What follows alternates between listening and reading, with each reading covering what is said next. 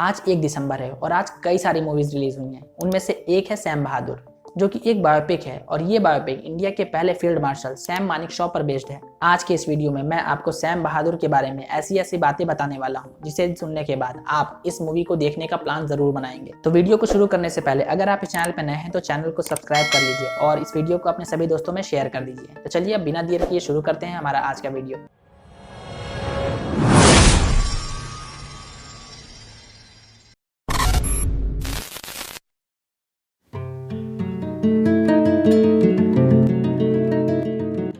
Sam बहादुर के नाम से मशहूर सैम का जन्म 3 अप्रैल 1914 में अमृतसर के एक पारसी परिवार में हुआ था।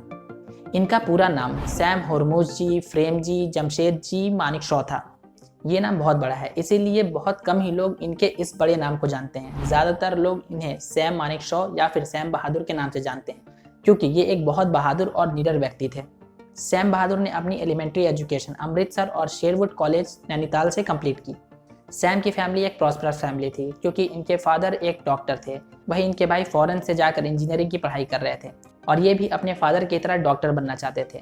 इसलिए उन्होंने भी अपने फादर से कहा कि मुझे भी डॉक्टरी की पढ़ाई के लिए फॉरेन जाना है। लेकिन इस बात पर इनके फादर ने ये कहकर मना कर दिया कि अभी तुम छोटे हो, और ये बात इन्हें दिल पर लग गई और गुस्से में आकर सैम ने मिलिट्री का फॉर्म भर दिया। लेकिन किस्मत तो देखो, इंडियन मिलिट्री एकेडमी में शामिल होने वाले पहले 40 कैंडिडेट में से एक नाम सैम बहादुर का था और इन्होंने इंडियन मिलिट्री एकेडमी को ज्वाइन कर लिया और इन्हें फरवरी 1934 में 12 FF राइफल्स में कमीशन कर दिया गया।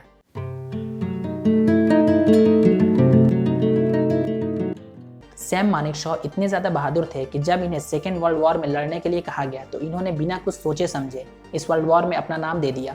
वॉर के दौरान ही बर्मा मोर्चे पर एक जापानी सिपाही ने मशीन गन से इन्हें 7 गोलियां मार दी, जिसके बाद मानेकशॉ तुरंत वहीं गिर पड़े। ऐसा देखकर सभी को ये लगने लगा कि अब तो मानेकशॉ को बचना नामुमकिन है और इसीलिए वहाँ के कमांडर मेजर जनरल कोवान ने अपना मिलिट्री क्रॉस उतारकर उनके सीने पर लगा दिया, क्योंकि मृत्यु के पश्चात ये क्रॉस नहीं दिया जाता है।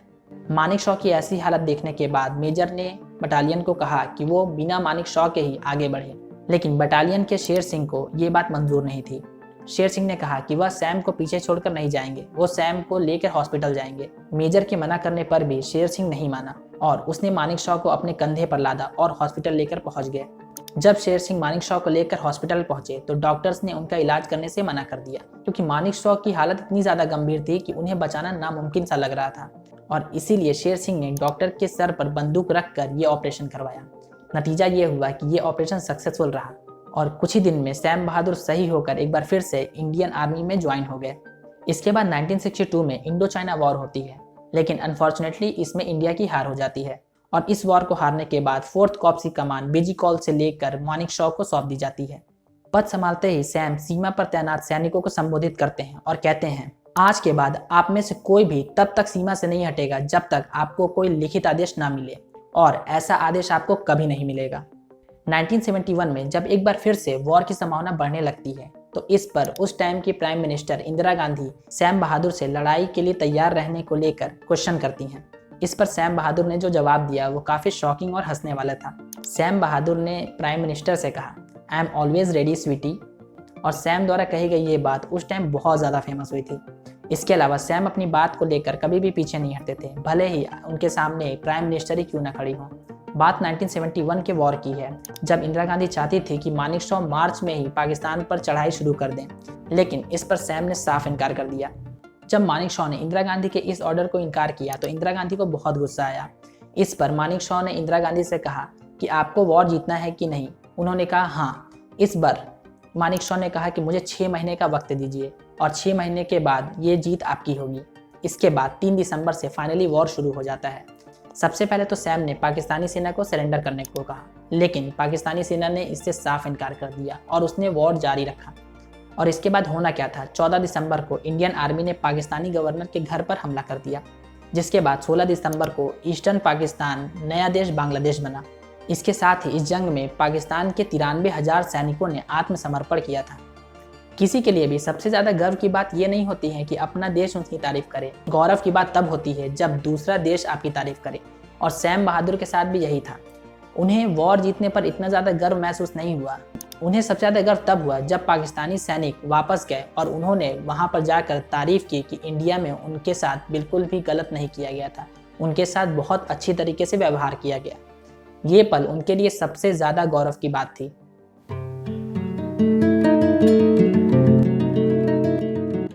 फील्ड मार्शल की उपाधि पाने वाले पहले इंडियन जनरल सैम मानेकशॉ ने अपने करियर में बहुत से सम्मान प्राप्त किए।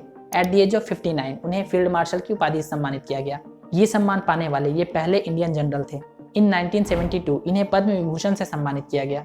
इसके बाद 1973 में इन्होंने आर्मी ऑफ चीफ के पद से रिटायरमेंट लिया।